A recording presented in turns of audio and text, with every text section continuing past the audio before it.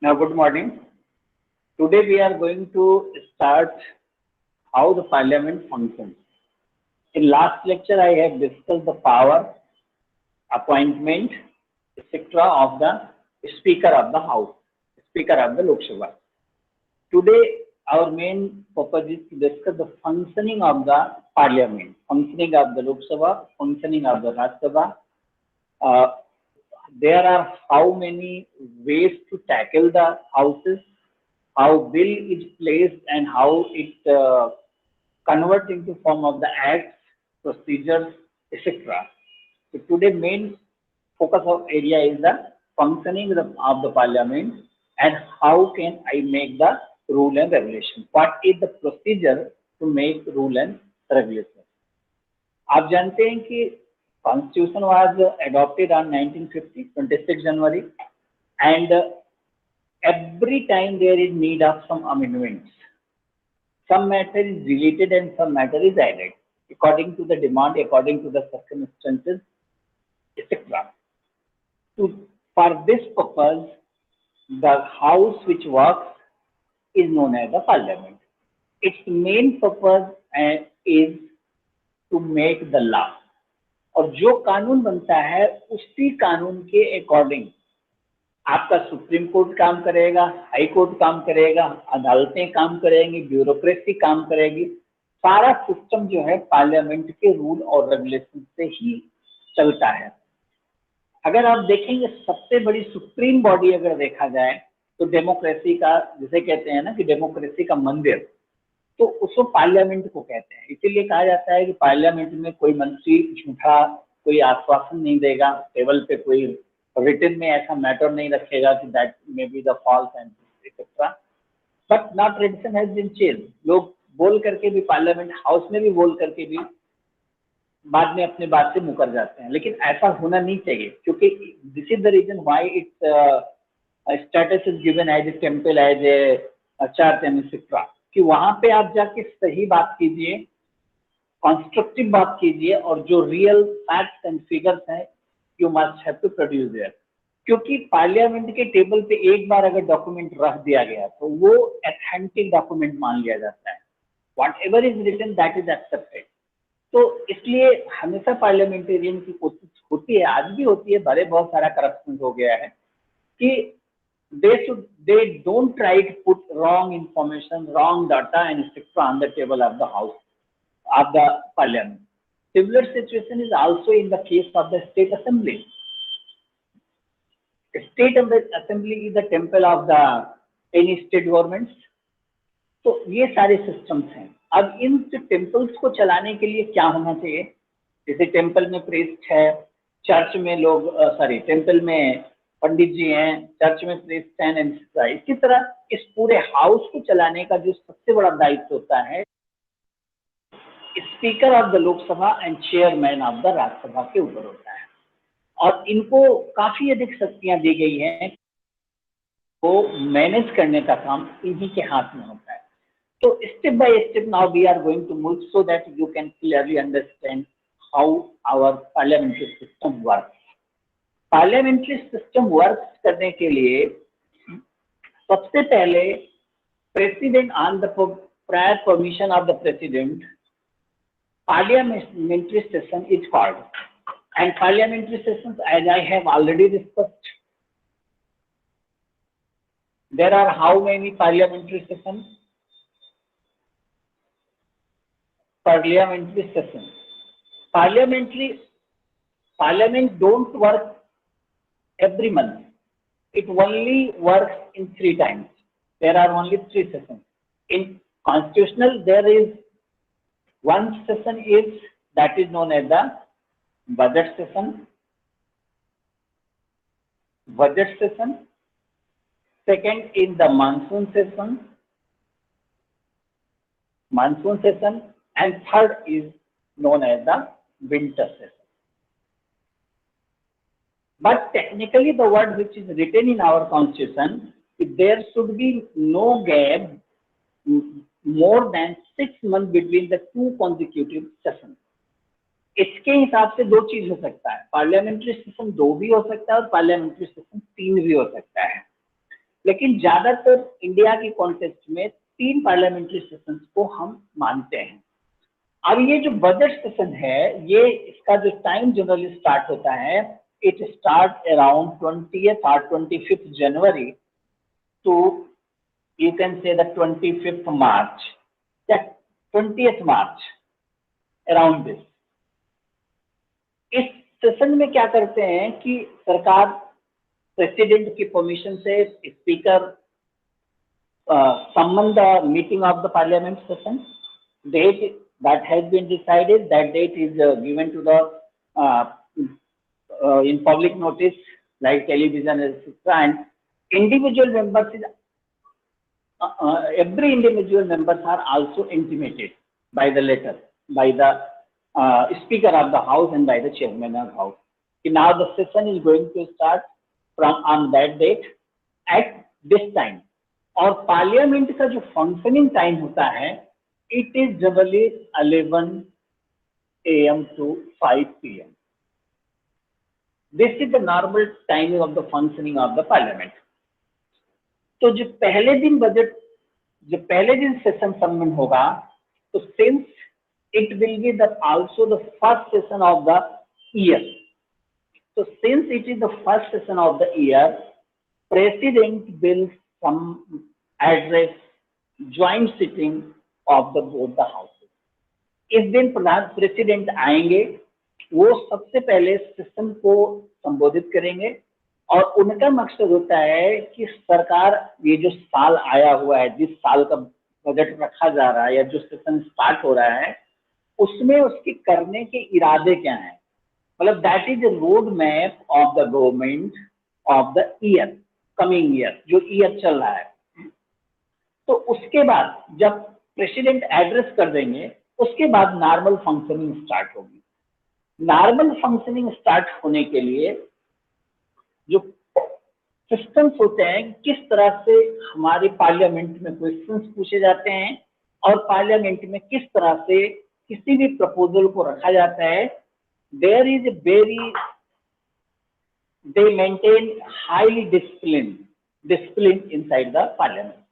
ऐसा नहीं है कि कोई भी आदमी अपने चेयर पे खड़ा हो जाए या अपने टेबल के पास खड़ा होकर के बोलना शुरू कर दे, जब चाहे तब बोले, ऐसा कुछ नहीं होता है। जिस व्यक्ति को पार्लियामेंट में क्वेश्चन पूछना होता है, उसको लगभग 1 महीना पहले नोटिस देना पड़ता है लोकसभा सेक्रेटरीट और Rajya Sabha secretariat. Lok Sabha secretariat and Rajya Sabha secretariat scrutinize the proposal.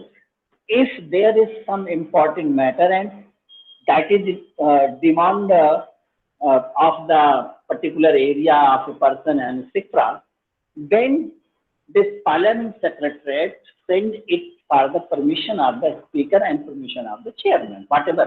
अगर लोकसभा में है तो स्पीकर और राज्यसभा में है तो चेयरमैन के पास।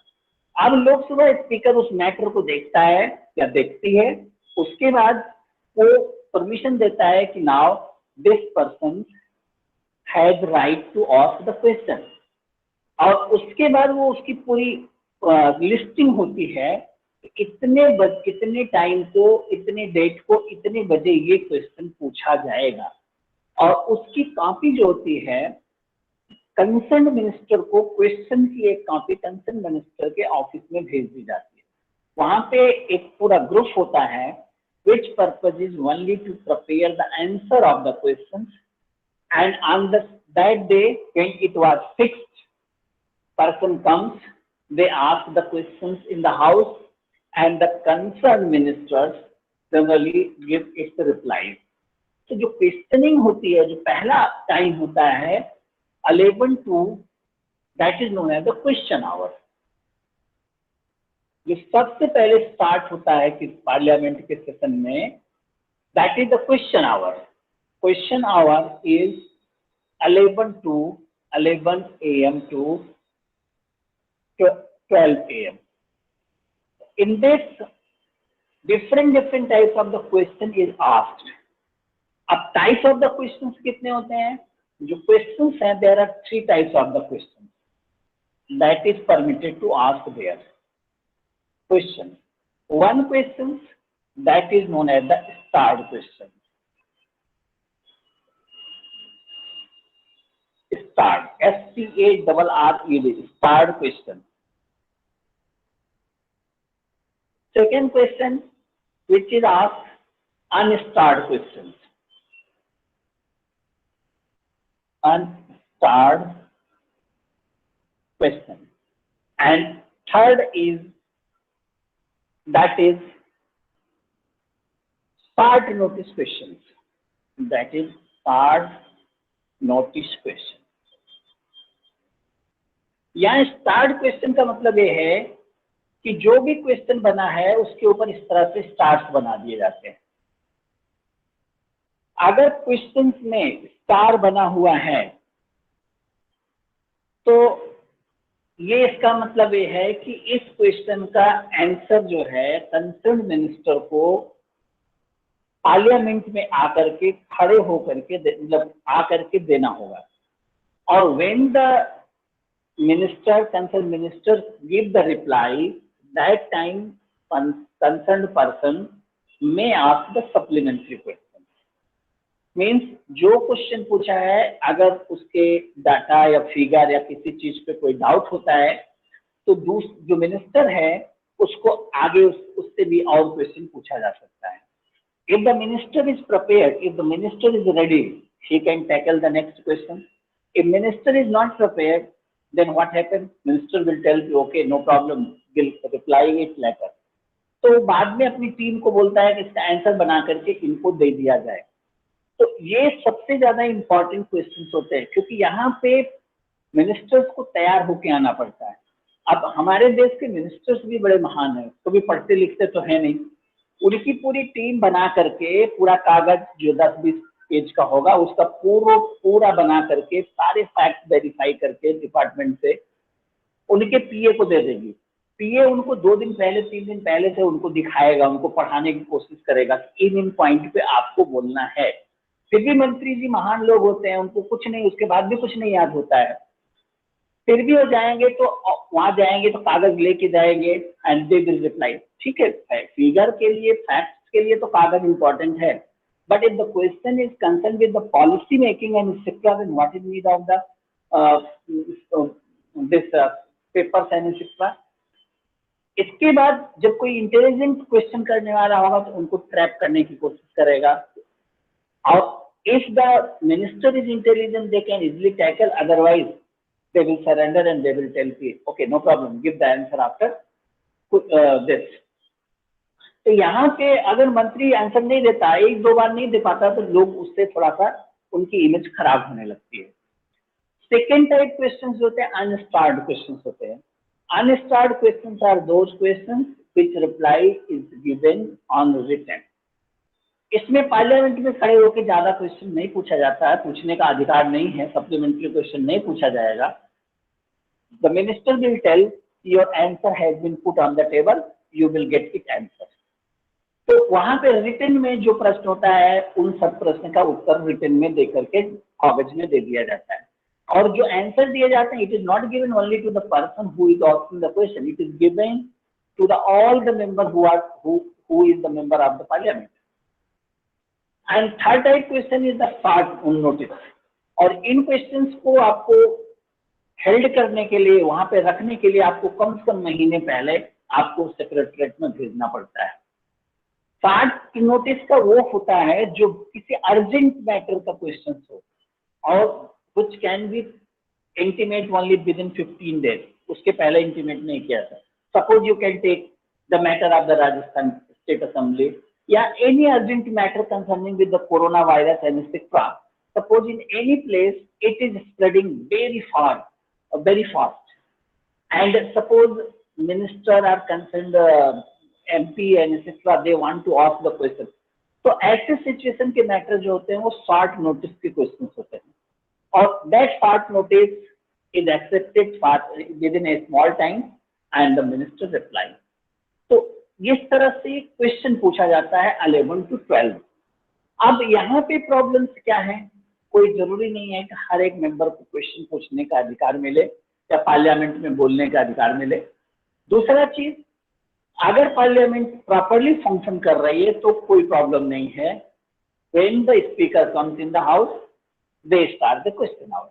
लेकिन ज्यादातर 80 to 70% केस में देखा जाता है कि क्वेश्चन आवर पार्लियामेंट में होने ही नहीं पाता है, क्योंकि कोई ना कोई डिस्प्यूट हो जाता है, और जैसे डिस्प्यूट हो जाता है, leader of opposition and other party and etcetera they start with धरना प्रदर्शन एंड एक्सेट्रा। तो जैसे ही स्पीकर आएगा वैसे ही लोग शाउटिंग स्टार्ट कर देंगे, टेबल के पास जाकर के पेपर वगैरह फेंकना शुरू कर देंगे, तो पूरी की पूरी पार्लियामेंट प्रोसीडिंग पूरी की पूरी डिस्टर्ब हो जाएगी। And when the parliament proceeding is totally disturb, then these questions can not be asked in that time, क्योंकि थोड़ी देर के लिए तो स्पीकर हैंडल करने की कोशिश करेगा या करेगी, लेकिन उसके बाद देखेगी कि अगर ये लोग नहीं मान रहे हैं तो it will announce the adjournment of the house. Adjournment of the house means it is stopped for a short time. जैसे मान लीजिए 11 बजे स्पीकर आए और प्रॉब्लम स्टार्ट हो गई, तो कहेगा now house is adjourn up to the 11:20 और 11:30 AM। इसका मतलब अब 11:30 AM से फिर से हाउस स्टार्ट होगा। इसी तरह से करते करते जनरली जो है ये जो भी क्वेश्चन आवर होते हैं वो जनरली खराब हो जाते हैं। लेकिन सबसे बेस्ट आइडियल कंडीशन यही है कि member should get the chance to ask the question in the parliament, क्योंकि यही तो उनका अधिकार है, यही उनका प्रिविलेजेस है कि वो अपने एरिया के लोगों के लिए या देश के लिए या किसी मैटर्स के लिए they can put there view and they can ask the question. जैसा कि पहले ही मैंने बताया है कि कोई भी पार्लियामेंट का सेशन स्टार्ट होने के पहले सबसे पहले कोरम चेक किया जाता है। कोरम, और quorum that is 1/10 of the house. As soon as its parliament function properly and the question hour is over, तो 1 घंटे के बाद 12 to 1 that is known as the 0 hour। 12 noon to 1 PM it is known as the 0 hour। Basically ये 0 hour उनके लिए breakfast का time होता है। But if there is any question of urgent need and people don't get time to ask the question in 0 hour and in question hour and etc., then they have right to ask the question। और उसमें कुछ लोग बैठे रहते हैं, कुछ लोग parliament छोड़ के चले जाते हैं, पार्लियामेंट कैंटीन में जाके बैठते हैं या उनके चेंबर्स होते हैं वहां पे बैठते हैं।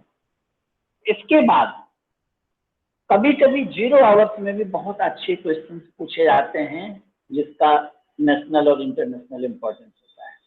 But the 0 hour as well as the question hour it is not mention in our original constitution, it is added. And added means rule book में तो आज भी 0 आवर का कोई कॉन्सेप्ट नहीं है, but now it has been tradition कि whenever anyone wants to ask the important questions concerning with the social issues, concerning with the nation, concerning with or any other matter, important matter, then that time ask the questions। इसके बाद 1 बजे से 2 बजे तक from 1 PM to 2 PM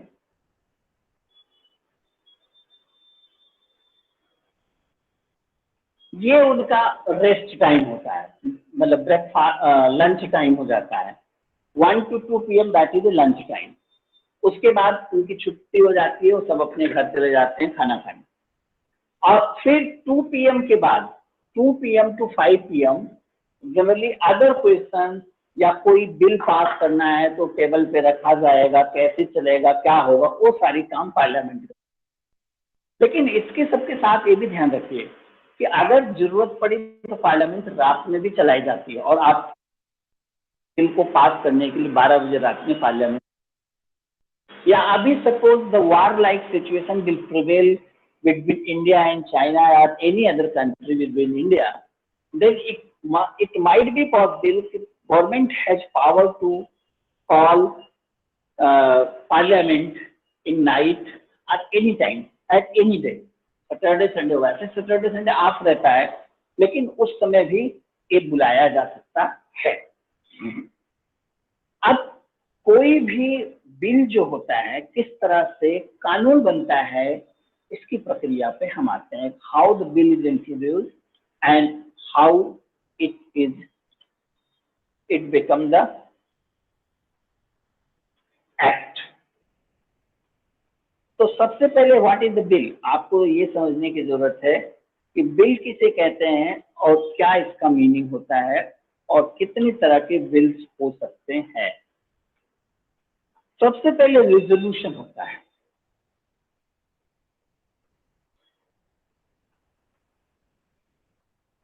resolution,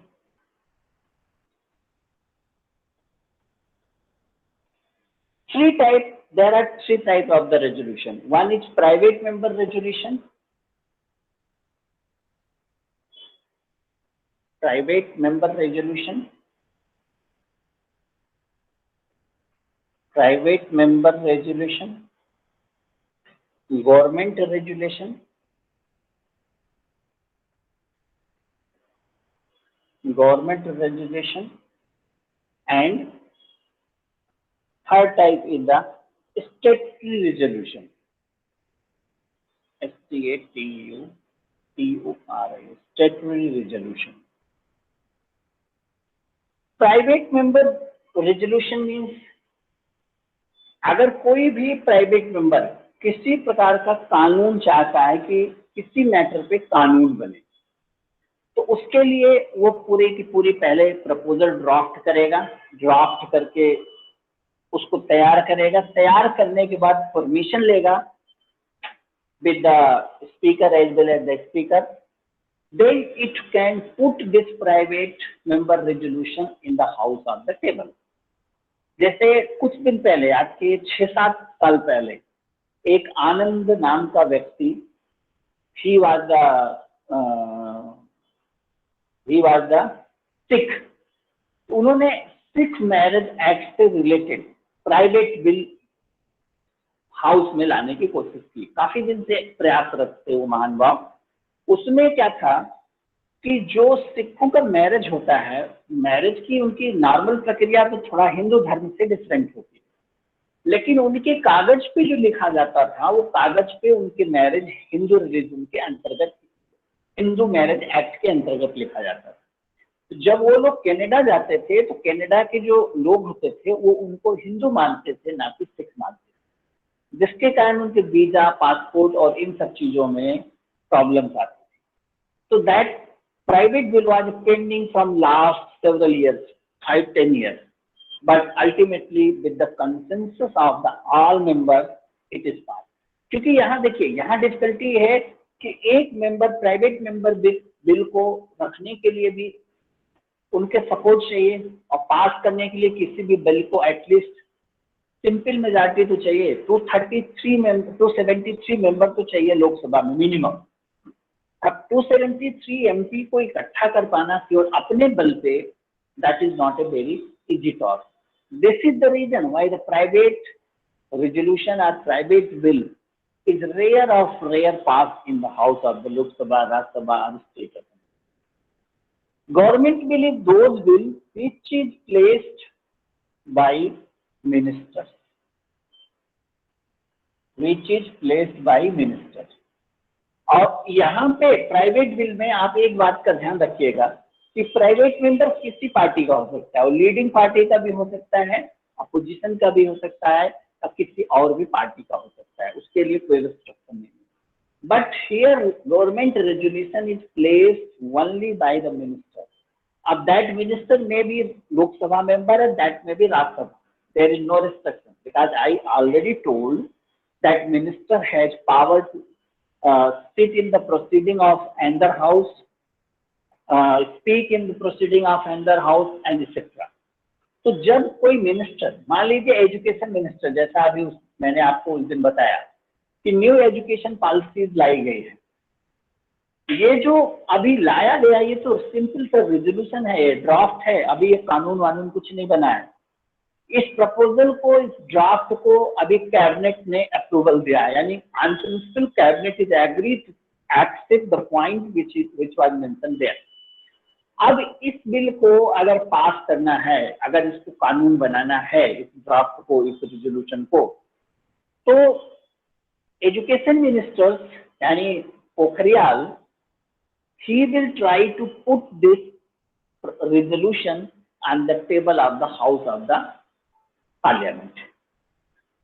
तो जब कोई मंत्री इस तरह की चीजों को रखता है तो उसको हम गवर्नमेंट रेजोल्यूशन या गवर्नमेंट बिल कहते हैं। और यहाँ ध्यान देने की बात है कि गवर्नमेंट बिल गिरना नहीं चाहिए लोकसभा में। अगर लोकसभा में एक भी वोट से वोटिंग अगर हो गई और एक भी वोट से if government bill falls, this means government is in minority. This means government collapse. So important thing is कि government bill is brought after full preparation, at least supported by more than 50% and etc. And third type is statutory resolution. Statutory resolution means it may be bring by the private members or it may be bring by the government. So three type of the resolution that is put in the house of the Lok Sabha. अब यहाँ पे ordinary bill कैसे pass होते हैं, how we pass the ordinary bill and how it will become the act.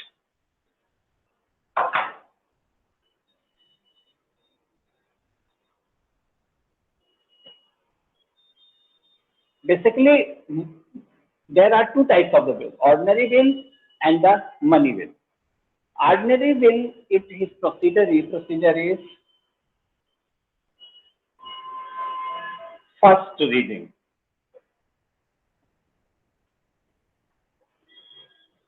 First reading. Second reading.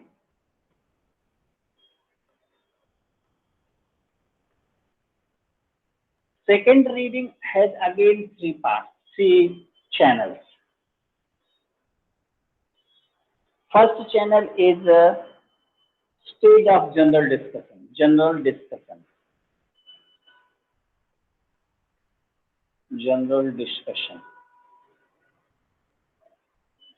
Second part is committee stage. Committee stage.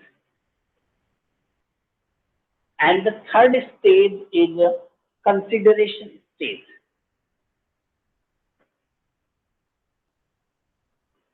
Consideration stage. Consideration, general discussion stage.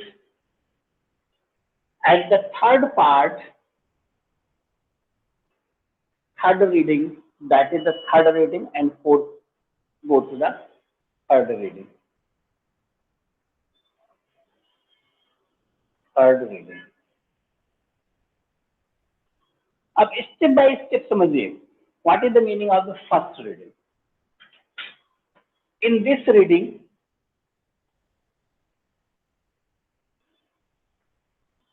सबसे पहले क्या होगा कि जिस भी point पे हमें कानून बनाना है, पहले तो धीरे धीरे लोगों में डिस्कशन स्टार्ट होंगे, डिबेट स्टार्ट होंगे, मैटर एक काफी जब हॉट हो जाएगा उसके लिए कोई एक्सपर्ट कमेटी बनाई जाएगी, जैसे अभी आपका न्यू एजुकेशन पॉलिसीज के बारे में हुआ। Expert committee 2 years 3 years, at least it will take 2-3 years to read and compile and all this information from the different countries, India and etc. They will, it will also invite the suggestions of the well-known dignitaries as well as the public. तो जो भी public के suggestion आते हैं, well known dignitaries के आते हैं, जो अलग अलग देशों से आते हैं, अलग अलग देशों की जो रीडिंग की जाती है, उन सबको कंपाइलेशन करके कमेटी एक अपनी रिपोर्ट बनाती है और वो रिपोर्ट कंसर्न मिनिस्टर्स को जो उसका होगा उसके पास सबमिट की जाएगी। अब जब वो मिनिस्टर के पास आ जाएगी तो मिनिस्टर ऐसा नहीं कि आज अगर सबमिट हुआ तो आज ही उसको पढ़ लेगा और आज ही उसको इम्प्लीमेंट करेगा। उसको पढ़ने में 6 महीने से साल भर लगेगा। उसके जो एक्सपर्ट होंगे, उसके जो अधिकारी होंगे, वो सब एक एक लाइन, एक एक पॉइंट, एक एक हर एक चीज को पढ़ने की कोशिश करेंगे। What is the meaning of this, what is the meaning of this, what is the meaning of. After reading that proposal या दैट डॉक्यूमेंट, जो उसमें सही लगेगा, गवर्नमेंट के हिसाब से लगेगा, सुटेबल लगेगा, it will accept it, otherwise it will not accept. तो फिर उसको एक्सेप्ट करके रीड्राफ्टिंग की जाएगी, रीड्राफ्टिंग करके फिर उस प्रपोजल को कैबिनेट पे रखा जाएगा और कैबिनेट भी अगर उससे एग्री हो गया तो कैबिनेट उस चीज को वहां से पास करेगा। तो ये हो जाएगा now the resolution has been pass by the cabinet. अभी भी ये कानून नहीं बना है, अभी ये सारी नॉर्मल प्रक्रिया में काम हो रहा है। इसके बाद सरकार क्या करेगी कि अगर उस रेजोल्यूशन को कानून बनाना है तो उसको पार्लियामेंट के टेबल पे रखेगी। When it is placed on the house of the parliament, this is known as the first reading. तो पहले से डेट फिक्स होगा, पहले से टाइम फिक्स होगा, सब कुछ होगा कि इतनी डेट को इतने बजे concern ministers will put the resolution on the house of the table. तो पहले दिन केवल रखा जाएगा, मंत्री आएगा, वो उसके ऑब्जेक्टिव्स को, एक दो लाइन का ऑब्जेक्टिव्स होगा, उसको रीड करेगा कि the objective of the new education policy is this. Now with the permission of the speaker and with the permission of the chairman of the house, we want to lay down on the table of the house। तो house के table पे रख देगा, इसका मतलब आज के दिन वो डॉक्यूमेंट इंट्रोड्यूस कर दिया गया पार्लियामेंट्री प्रोसीडिंग। उसके बाद उसके उस दिन कोई डिस्कशन नहीं होता है, तब उसके बाद दूसरे पॉइंट्स रेज हो जाएंगे, पार्लियामेंट चलती रहेगी। देन आफ्टर 2-3 days या whatever the date is fixed by the speaker, second reading is started, and you must be note down this second reading is the very important, क्योंकि इससे पहले stage पे तो कुछ discussion हुआ ही नहीं, केवल ऑब्जेक्टिव लोगों को पता लगा। और ये जो कागज होते हैं, ये कागज कंसर्न जितने भी मेंबर्स होते हैं उन सबको उसका डॉक्यूमेंट की कॉपी भेजी जाती है, रजिस्टर्ड पोस्ट से उनको सबके घर भेजी जाएगी, जितने भी मिनिस्टर्स। हमारे मंत्री एमपी पढ़ना लिखना नहीं चाहते, नहीं तो इतना मैटर आता है वो पढ़ करके बहुत बड़े विद्वान बन जाए, लेकिन कुछ नहीं पढ़ते। उनके पीए वगैरह थोड़ा बड़ा पढ़ लिए तो ठीक है, नहीं तो भी नहीं। सेकेंड स्टेज में जब आएगा तो इतना टाइम दिया जाएगा कि लोग उसको पढ़ करके आए, और उसमें फिर जनरल डिस्कशन स्टेज स्टार्ट होगा। एक एक पॉइंट पे थोड़े थोड़े डिस्कशन होंगे कि ये पॉइंट सही नहीं है, ये गलत है, फिर वहां पे वो हल्ला स्टार्ट होगा, हंगामा स्टार्ट होगा, सारा चीज स्टार्ट होगा। इसके बाद अगर ठीक से यहाँ पे पास होने की संभावना हुई और आराम से बिल पास हो गया तो कोई दिक्कत ही नहीं है। Otherwise that bill go to the committee stage. Committee stage means वहां पे बहुत सारी एक्सपर्ट कमिटीज होती है। हो सकता है अगर फाइनेंस से मैटर है पब्लिक अकाउंट कमेटी में जाए, स्टैंडिंग कमेटी में जाए, some ad hoc committee which is also appointed time to time for 1 month, 2 months, 5 months, 6 months। फिर कमेटी में जाएगा, कमेटी बनाई जाएगी, कमेटी का चेयरमैन बनाया जाएगा, उसके और मेंबर्स बनाए जाएंगे। फिर कमेटी उसके जिन जिन पॉइंट पे ऑब्जेक्शन स्पेशली लोगों ने उठाया है उन पॉइंट पे स्पेशली काम करेगी, उस पर ट्राई करेगी कि इसकी ये प्रॉब्लम्स को सॉर्ट आउट की जाए। After that this committee stage it will send the document to the consideration stage. When it go in the consideration stage, at this stage it is again put on the table of the house. At that time a big discussion takes place। हर एक part, हर एक para, सब para, line by line, एक एक wording के discussion parliament में होंगे। अब इसमें कुछ लोग अमेंडमेंट करने की कोशिश करेंगे, संशोधन लाएंगे कि नहीं ये सेंटेंस सही नहीं है, ये वर्ड सही नहीं, इसका ये मिसयूज है, इसका ये यूज है। जितने भी लोग होंगे वो अपने अपने प्रपोजल देंगे, जिसको स्पीकर और या चेयरमैन एक्सेप्ट करेगा, उस पर भी डिस्कशन होगा। मान लीजिए 10 अमेंडमेंट का प्रपोजल आया, तो वो 10 amendment that should be accepted by the government and that should not be accepted government. इसमें कभी कभी वोटिंग होती है। This amendment has been suggested by honorable member of this. Those who are in the favor they say yes and those who are not in favor no। तो yes and no करके उनका counting होती है, हाथ उठा करके या voting करके। इस तरह से इनके सारे स्टेज को, जिस कंसिडरेशन स्टेज है और आफ्टर उसके बाद फिर फाइनल जो बिल होता है उस पे वोटिंग होती है। If that bill is the ordinary bill, it should be passed by the, you can say, the simple majority.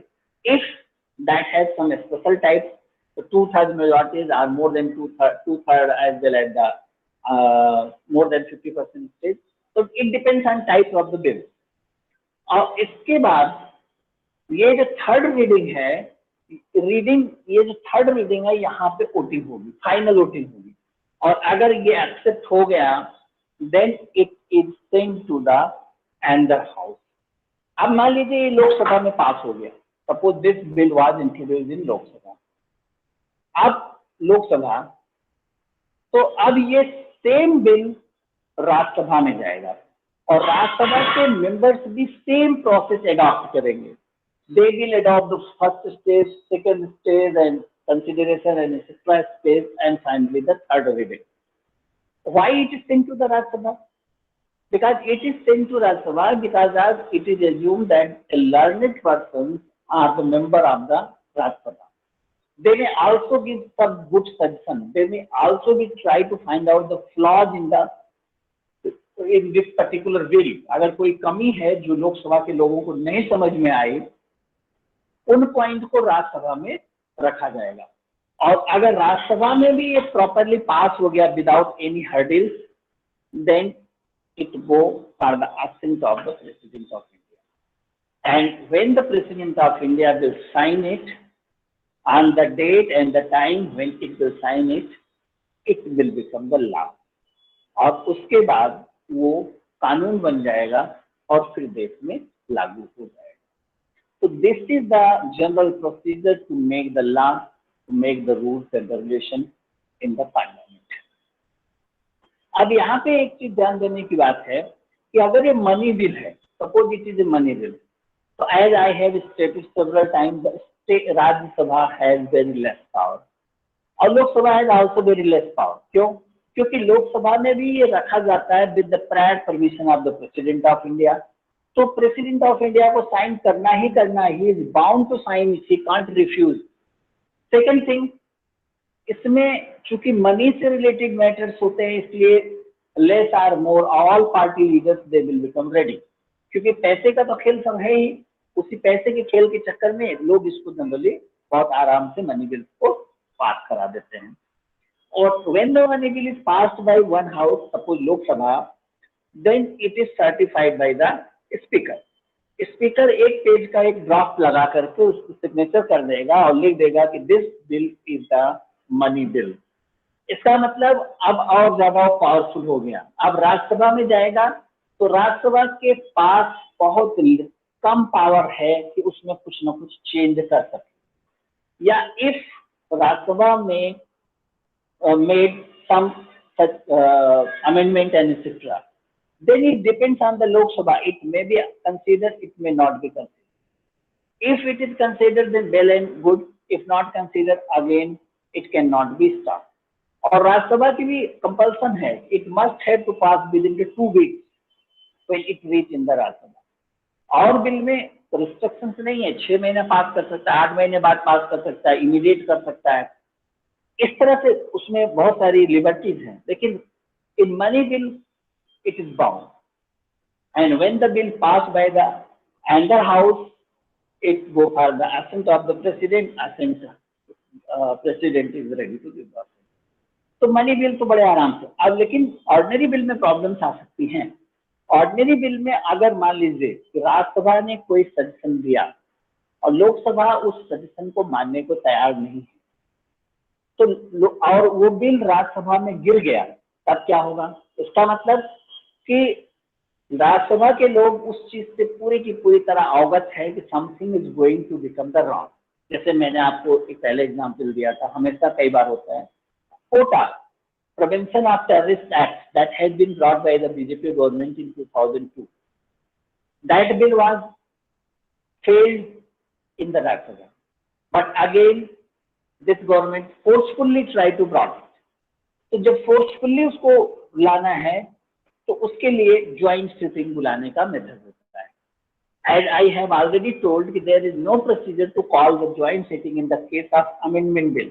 अगर कोई बिल अमेंडमेंट बिल है, जैसे कि जीएसटी अमेंडमेंट बिल था, तो वहां अगर राज्यसभा में गिर जाता तो सरकार के पास ताकत ही नहीं थी, पावर ही नहीं थी कि वो ज्वाइंट सिटिंग बुला सके। और इसीलिए तब तक जीएसटी बिल नहीं पास हो पाया जब तक कि सारी पार्टियों का या मोस्ट ऑफ द पार्टीज का कंसेंसस नहीं हो गया और फाइनली पास हो गया. So this is the way to make the law inside the parliament.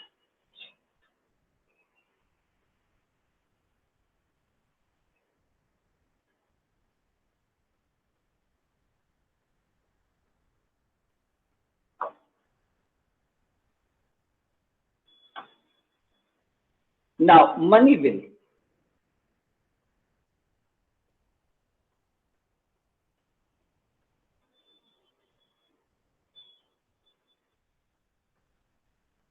Under article, it comes under article 110,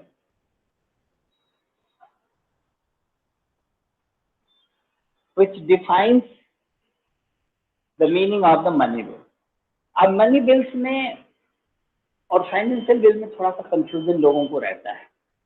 financial bill is very vast bill in which several things are included, yani all type of the financial transaction that are included.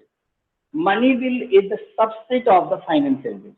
Whatever is mentioned in the money bill, that are first point of the money bill is the imposition, evolution, remission, alteration or regulation of any tax. जब कभी भी सरकार को किसी भी प्रकार का tax लगाना है, हटाना है, उसमें कोई चेंजेस करने हैं, ये सब पॉइंट जो लिखा जाता है वो मनी बिल में होता है. जैसे बजट के समय आप देखेंगे कि when the budget is placed on the table of the house, government finance minister speaks कि now we are going to increase the GST from this point to this point, decrease the GST from this person to this person on this particular articles and etc. तो इस तरह की जो announcements करते हैं कि GST हम 12% से 6% कर दिए, 18% से 9% कर दिए, 6% से 9% कर दीजिए, या लोगों को कितना इनकम टैक्स देना है, what is the base year and what is the tax rate and tax bet all things. जैसे मान लीजिए कि पहले up to the 5 lakh there is no tax and more than 5 lakh there is 5% tax. 5 lakh to 10 lakhs, 5%, 10 lakhs to 20 lakhs, 10% and etcetera. तो इस तरह की जो अनाउंसमेंट किए जाते हैं ये सब हमारी मनी बिल्स में आता है. दूसरा, the regulation of burrowing of money by union government. Union government कैसे लोन लेगी, बारो कैसे करेगी. अब बारोइंग कैसे कैसे होती है ये समझिए. दो तरह की बारोइंग होती है. एक तो बारोइंग होती है जो हम आरबीआई से ले लेते हैं, बारोइंग. आप लोगों ने शायद ट्रेजरी बिल का नाम सुना होगा. ट्रेजरी बिल जैसे मान लीजिए बजट बना, तो बजट में मान लीजिए रिसीट है, government receipt, suppose it is 23 lakh crore annually.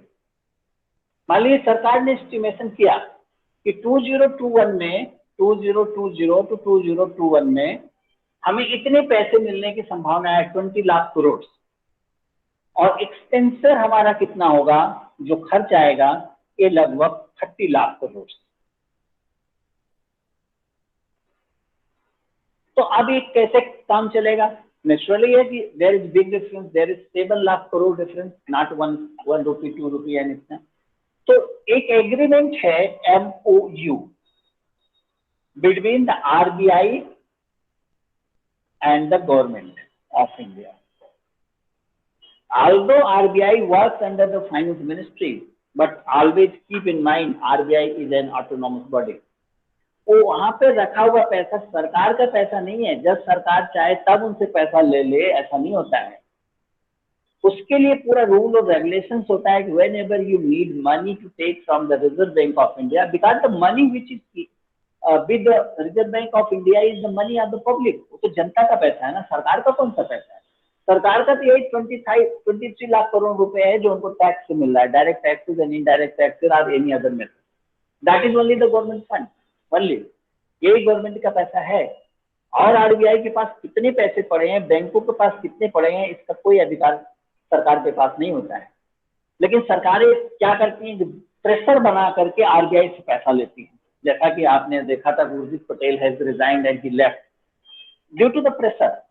तो अब ये जो 7 लाख करोड़ का डिफरेंस आया, ये according to the normal memorandum of understanding, इसमें एक होता है 14 डेज ट्रेजरी बिल,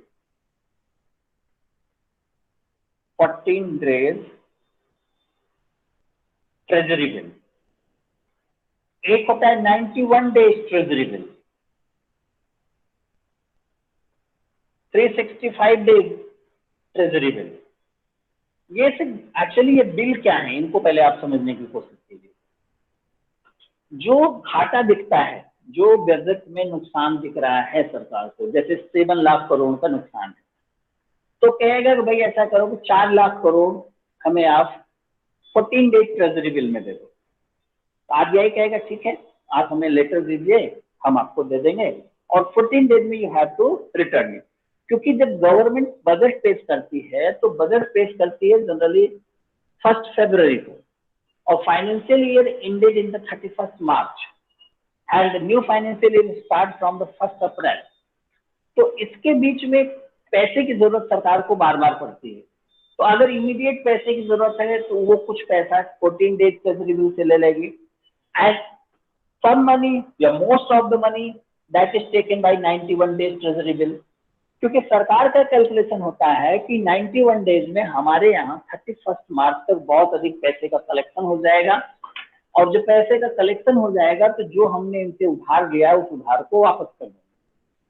तो when the RBI gives money, it takes some document, that document is known as the treasury bill। जो कागज लेगा, क्योंकि कोई भी चीज फ्री में ऐसे विदा ओरल नहीं होता है फाइनेंशियल सेक्टर में, तो जो कागज मिलेगा that bill is known as the treasury bill.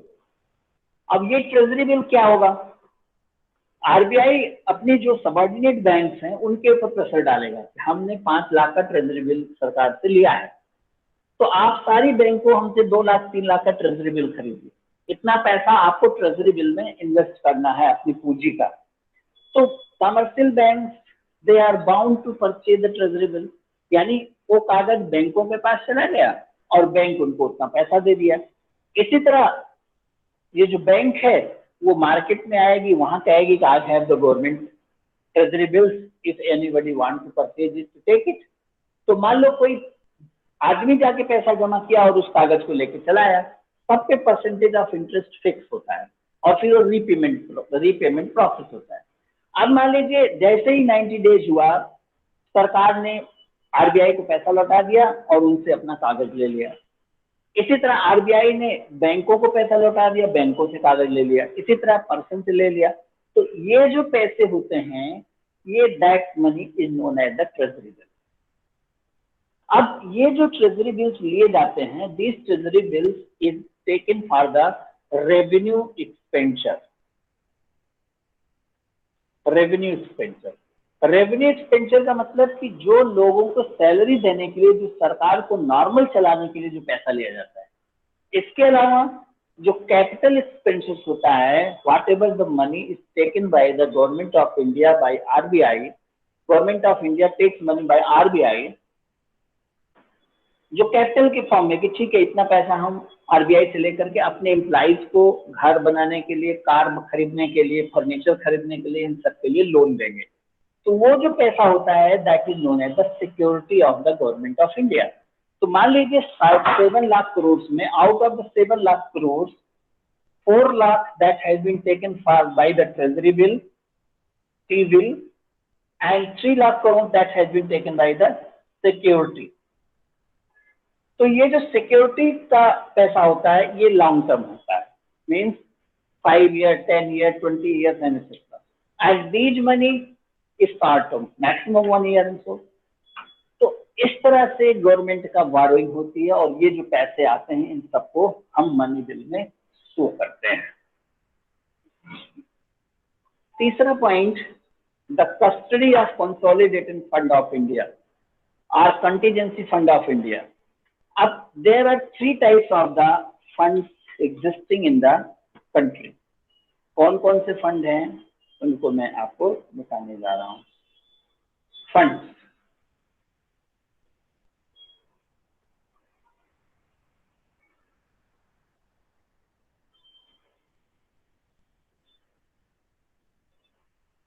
Consolidated Fund of India.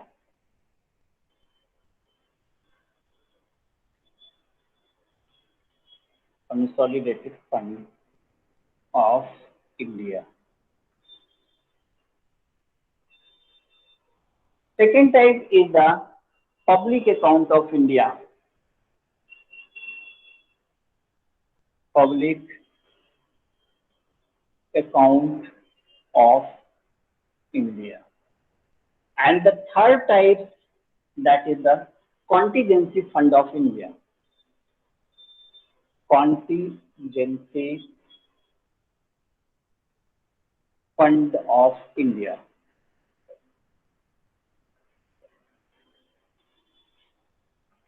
ये तीन तरह के पैसे सरकार के पास या देश में होते हैं. Consolidated Fund of India is those which money is received by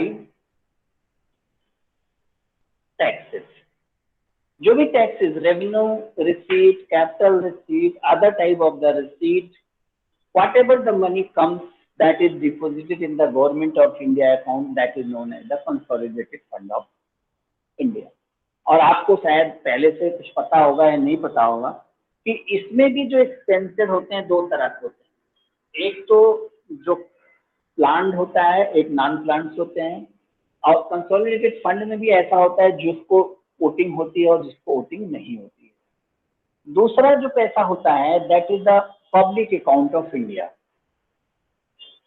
ये जो पब्लिक अकाउंट ऑफ इंडिया है, ये कौन कौन से पैसे हैं? जो पैसा हम और आप जाकर के बैंक अकाउंट में अपना जमा करते हैं, उसका जो लेखा जोखा सरकार के पास आता है, जो पैसा बैंकों में जमा होता है, that is known as the public account of India.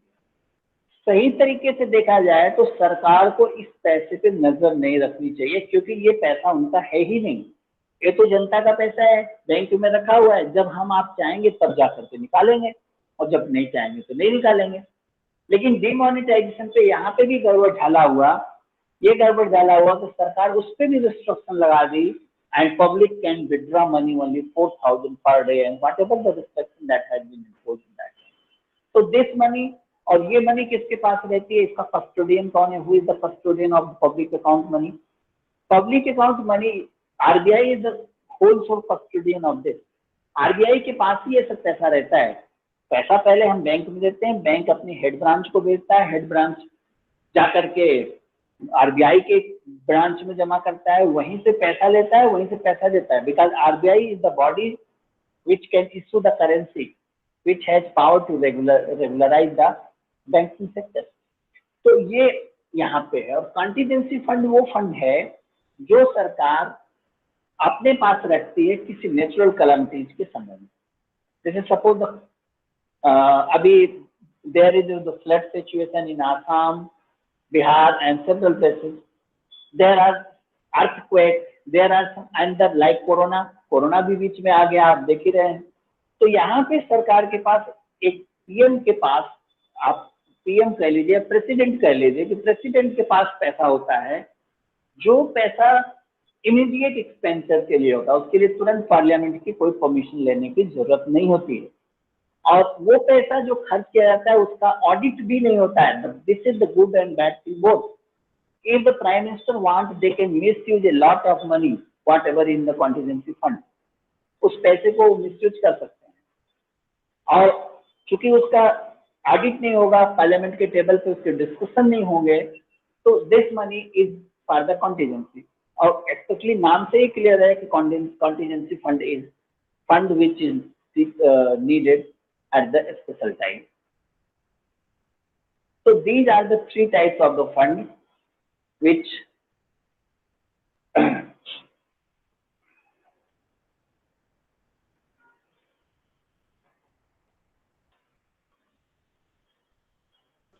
Sir sir ये contingency fund, repeat once. Contingency fund. Contingency fund. Which fund?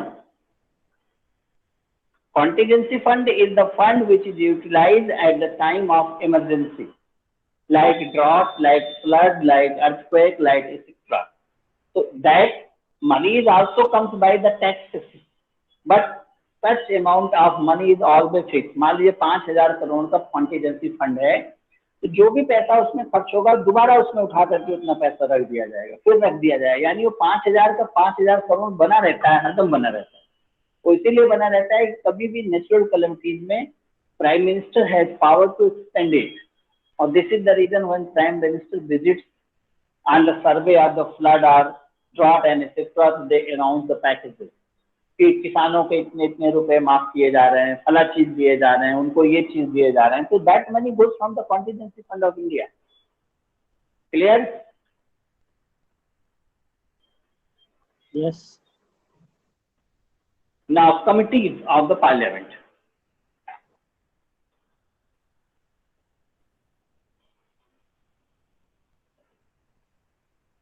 Committee of Parliament.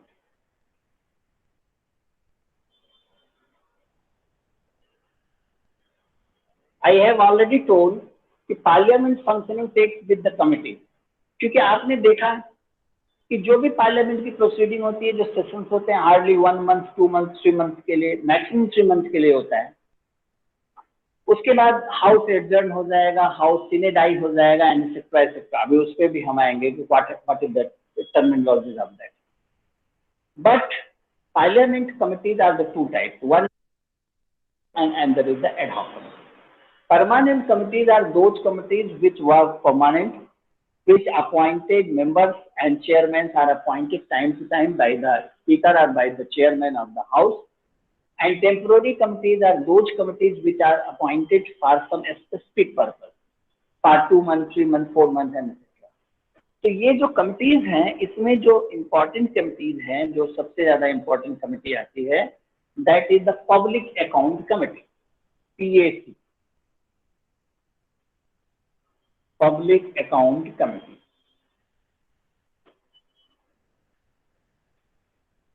इस पब्लिक अकाउंट कमिटी में there are at present 22 members, and out of the 22 members, 13 are from the 15 are from Lok Sabha and 7 from Rajya Sabha. 15 members and 7 members. They are from the Lok Sabha. ये exam में आता है, इसको ध्यान से पढ़ लीजिए, लोक सभा एंड राज्य सभा। और इसका generally the chairman of the public account committee is the leader of opposition. ये इंपॉर्टेंट पॉइंट है कि this is head of this is the leader of opposition. और इस पब्लिक अकाउंट कमिटी का वर्क बहुत बड़ा है। जो भी गवर्नमेंट एक्सपेंसेस होते हैं, that government expenses are audited by CAG, controller and auditor general. आपको राफेल घोटाले में भी आपने देखा होगा कि सरकार ने कोर्ट में कह दिया कि CAG का जो है, CAG ने इस चीज को ऑडिट किया है और ऑडिट करके वो टेबल पे रखा है, मतलब PAC को दिया है।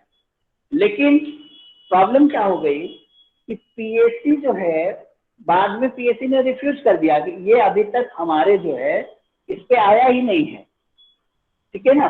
क्योंकि इस पब्लिक अकाउंट कमेटी का काम है कि जो भी CAG रिपोर्ट रखा है, उस CAG की रिपोर्ट को स्क्रूटनाइज करना, और उसमें अगर कुछ गलत है तो उसको पॉइंट आउट करना, उसको सॉल्यूशन करना और वो करना। और CAG का क्या काम है? The work of the CAG is to scrutinize the expenses of the government, state government as well as the central government. जो पैसा सरकार, जो पैसा जनता का होता है, जो पैसा टैक्स का होता है, ऐसा नहीं है कि मंत्री जैसे चाहे, विधायक जैसे चाहे, ब्यूरोक्रेट जैसे चाहे वैसे उसको खर्च करे। उसके लिए प्रॉपर रूल और रेगुलेशंस मेंशन होते हैं and he must have to follow it. यहीं पे तो घोटाला होता है, तो रेगुलेशन को बाईपास कर करके अपने हिसाब से काम कर लेते हैं और बीच में जिसको कॉन्ट्रैक्ट देते हैं, जिनको और सब चीज देते हैं, उनसे पैसा खा लेते हैं। तो प्रॉब्लम यहाँ पे है। अब CAG जब उसको स्क्रूटनाइज करेगा या AG इसको स्क्रूटनाइज करेगा तो सही तरीके से वो दिखाएगा। मान लीजिए हमने दिखाया कि हमें गवर्नमेंट फंड मिला है और मैंने दिखाया कि मैंने मार्कर खरीदा। The normal cost of the marker in the market is hardly 35 to 40 रुपए, but if I will show that it is purchase by the 200 रुपए पर मार्कर, तो किसी भी अंधे को दिख जाएगा ना। तो सीएजी और एजी जो है वो इन चीजों को ऑडिट करता है, उसको स्क्रूटनाइज करता है और देखता है बारीकी से कि ये सही रेट लगाया गया है कि नहीं लगाया गया, इसमें कोई घोटाला तो नहीं हुआ है। आप जानते हैं गवर्नमेंट में क्या होता है, एक कंप्यूटर भी खरीदना है तो डेस्कटॉप कंप्यूटर को भी वो 1.5 लाख 2 लाख का बिल बनाते हैं। वो दिखाएंगे कि हमने पेंटियम ये खरीदा, हमने ये खरीदा, और उसमें बीच का जो बिचौलिया होता है वो पैसा खाता है। तो ये जो पैसे खर्च होते हैं, जो इस तरह की चीजें होती हैं, वो ऑडिट होती है। ऑडिट होने के बाद यहाँ पे पब्लिक अकाउंट कमेटी में रखी जाती है, और public account committee if satisfied then okay, otherwise they can raise the question. तो यहाँ पे चेक और बैलेंस के लिए किया गया है कि गवर्नमेंट चाहे जिसकी हो, ऐसा ना हो कि अपनी मर्जी का जितना पैसा चाहे उतना पैसा खर्च करे और जैसे चाहे वैसे, because this is the money of the public. ये हमारा पैसा है, आपका पैसा है। We are the taxpayer, we are the income taxpayer, we are the GST taxpayer, everybody is paying tax. So this is the right of the people to ask the question with government, why, who has given this right to unnecessary expenditure? आप देखते हैं कि government ऑफिसों में 10-10 हजार, 55,000, 20-20, 50-50 हजार के समोसा और चाय पे पैसे खर्च हो जाते हैं, वो सब चेक एंड बैलेंस के लिए। एंड सेकेंड इंपॉर्टेंट कमिटी जो है, function of the committee is to examine the report and account of the public undertaking, to examine and the appropriation account of CAG report, to scrutinize the CAG report, to examine the account of state corporation and etc., to examine the account of autonomous and semi-autonomous bodies, to consider report the CAG proceedings, semi-autonomous body and etc. And second important committee, which is very, very important, is also that is estimation committee, estimates committee, estimates committee.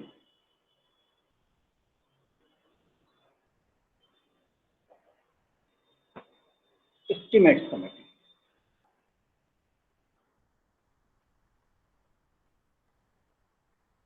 And it has 25 members.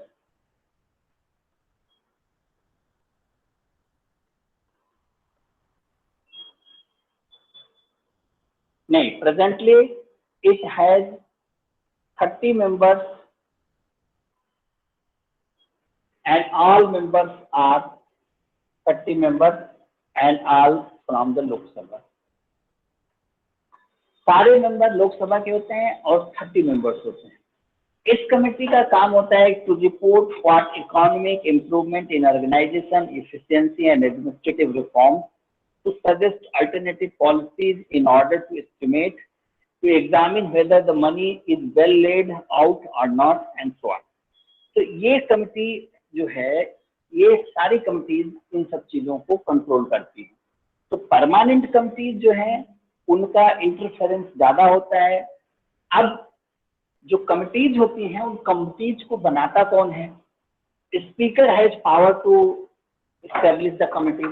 Chief Speaker has power to select the members in that particular committee by whatever the rule, time to time rule के हिसाब से होता है। अब ये जितने भी members होते हैं उनको कुछ न कुछ काम इसी तरह के committees में लगाया जाता है। Similarly, Departmental Standing Committee, Business Advisory Committee, Committee on the Private Members' Bills, Committee on the Government Bills, Rules Committee, Library Committee, Committee on Petition, Committee of Empowerment of Women. There is a lot of the committees, बहुत सारी committees पूरे parliamentary system में पड़ी हुई है। अब देखिए, दो चीज है, adjourn, prorogue and synodize. Adjourn, prorogue and synodize. And one thing is the lame duck session, अभी उस पर भी आएंगे। Adjournment क्या होता है? To when the proceedings start and if there is some deadlock, जैसे ही लोकसभा की कार्रवाई स्टार्ट हुई, मान लीजिए कोई प्रॉब्लम स्टार्ट हो गई, तो जो थोड़े समय के लिए आधा घंटा, 1 घंटा, 2 घंटे, 4 घंटे के लिए जो हाउस को रोका जाता है, that is known as the adjourn. तो speaker or the chairman has power to announce Now house is adjourned. Now it will meet at 12 noon. मान लीजिए 11 पे स्टार्ट हुआ, 5 मिनट बाद प्रॉब्लम क्रिएट हो गई, तो कहेगा कि house is adjourn, now we will meet at 12 noon. इसी तरह से प्रोरोग क्या है कि if the house is adjourn and time is not given, कि हाउस एडजर्न हो गया है और ये नहीं बताया गया कि अब दोबारा हाउस कब मिलेगा, यानी वो अनिश्चित काल के लिए भी हो सकता है, कोई नोटिस जारी हो सकती है कि now house will meet at this. Sine die जो है, this is the right of the president. पूरी सेशन खत्म हो जाता है और वो प्रोरोग हो जाएगा. उसके कुछ दिन बाद, 5-6 days बाद, प्रेसिडेंट अनाउंस करेगा कि now the house is sine die. मतलब जब अनाउंसमेंट हो जाए कि हाउस का पूरा सेशन खत्म हो गया और नया हाउस कब मिलेगा इसका कोई डेट न दी जाए, तो this is known as the sine die. So these are the technical terms which is used in the parliamentary proceedings. So this topic is almost over. If anybody has questions, they may ask. Tomorrow we will start and that topic and that will continue. कोई queries हैं, कोई questions हैं किसी से?